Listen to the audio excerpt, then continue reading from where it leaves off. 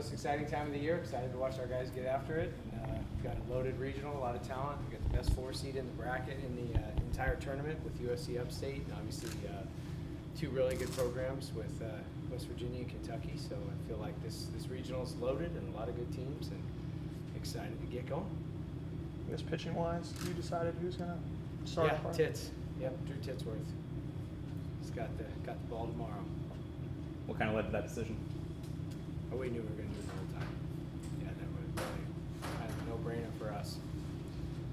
So, yeah, excited to see him get out there. Feel really confident when he's on the mound.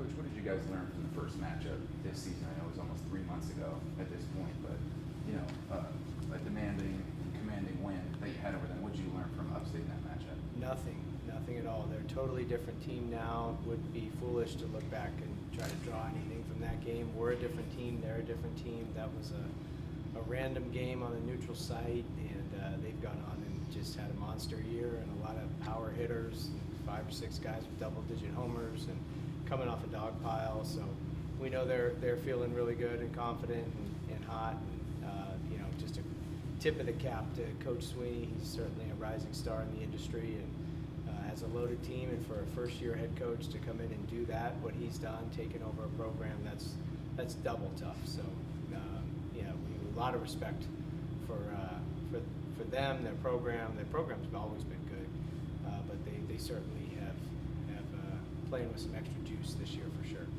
A lot of power in their lineup.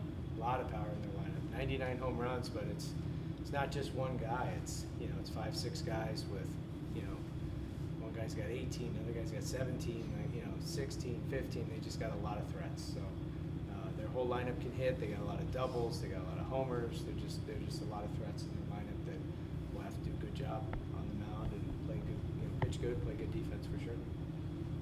Coach, what do you think Coach Sweeney has done specifically to elevate this program to historic first levels, and how do you deal with the team when they're on this such a historic run doing things they've never done before? Well, I think he was a great assistant coach too, and paid attention, was there for a while, and probably saw the success the program had, and made some mental notes of what he was going to do when he became a head coach. And certainly helps when your little brother hits 17 homers too. So, but no, he's a great coach, and he's establishing himself, as a great head coach. And everybody's hot at this time. I mean, this tournament is is the ultimate.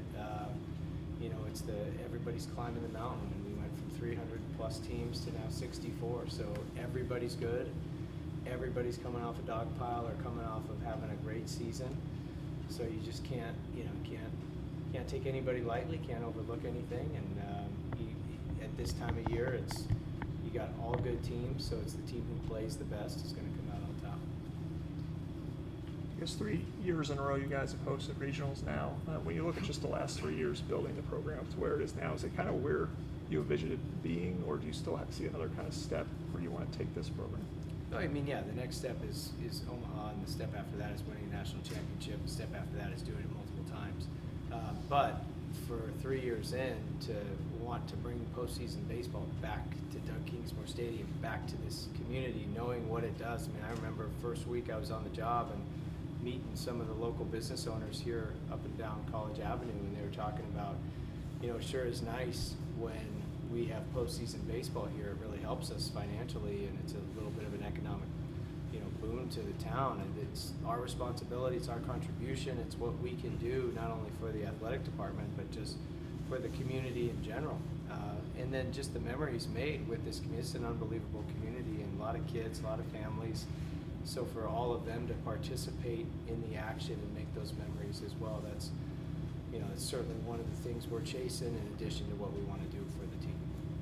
Is there a certain amount of pressure on a team like yours playing at home, and the expectations are so high every year to go to Omaha, and it's been tough for you guys to get back to Omaha, even though you've had these home regionals? Is there a certain amount of pressure on you being home once again?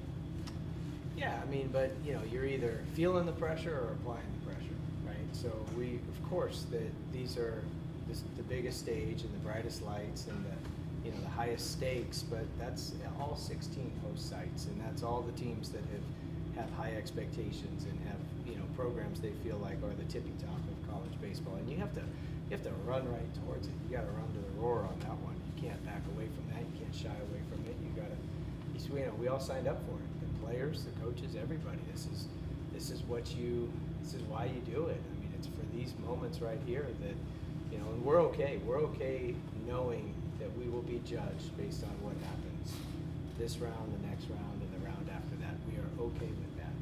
You know, and we, you know, along the way, there's some milestone things you want to accomplish that you set goals for, and, you know, we got one of them with the Gamecocks and didn't get the ones we wanted in the ACC, but now we have this opportunity in front of us. So, you know, there's a lot of things that you set goals for, but, you know, none are bigger than when the postseason starts and you have the opportunity to, you know, do something magical, do something special, but it all starts with one game at a time, one pitch at a time. As you mentioned the Gamecocks, is it kind of odd that they're not in this tournament at all? Do you feel like you guys have kind of established yourself as the top program in the state now? I'm not gonna say that, but you know, it's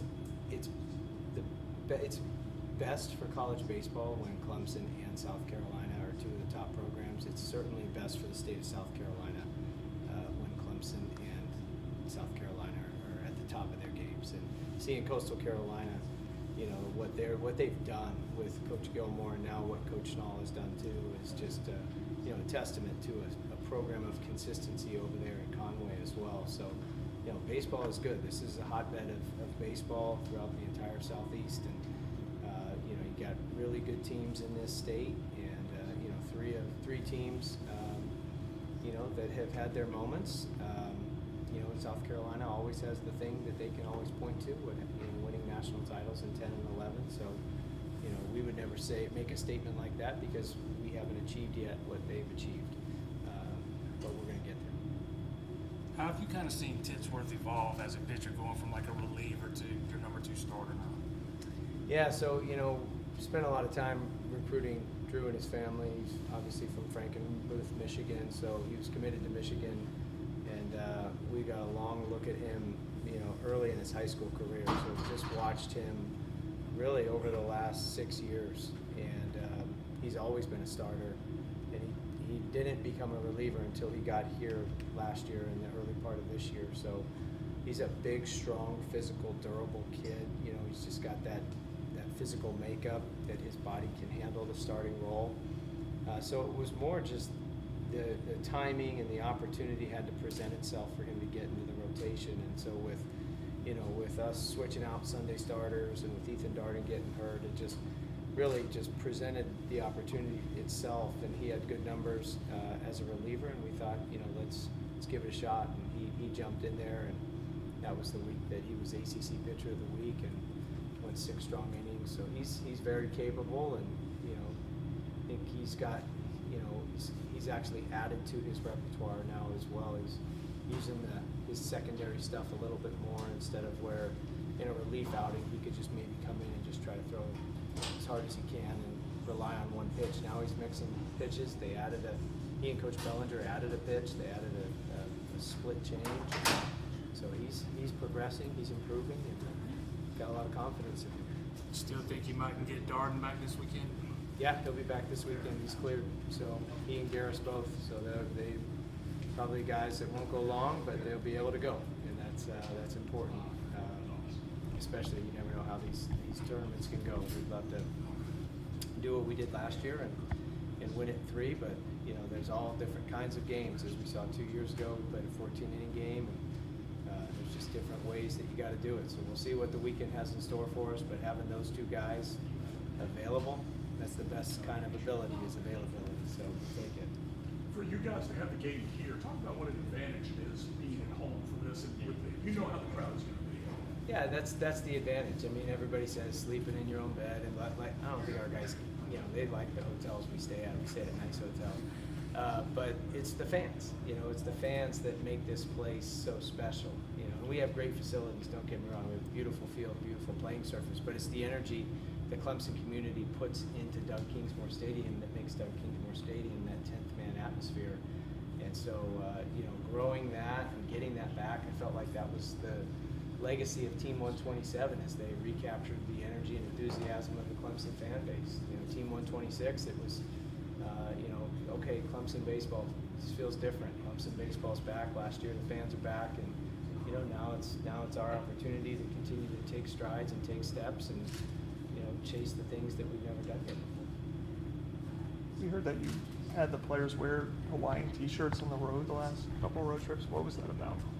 We just had to loosen up a little bit. We were holding on a little too tight, and we've always been a, you know, suit and tie. We travel in suit and ties. I don't know about you guys, but suit and ties are a little uncomfortable, and you know, we just needed to get back to having fun and playing ball like to our capabilities. So we've done that at various times in the past. We did that 2 years ago, and we did that with our 2019 team at Michigan.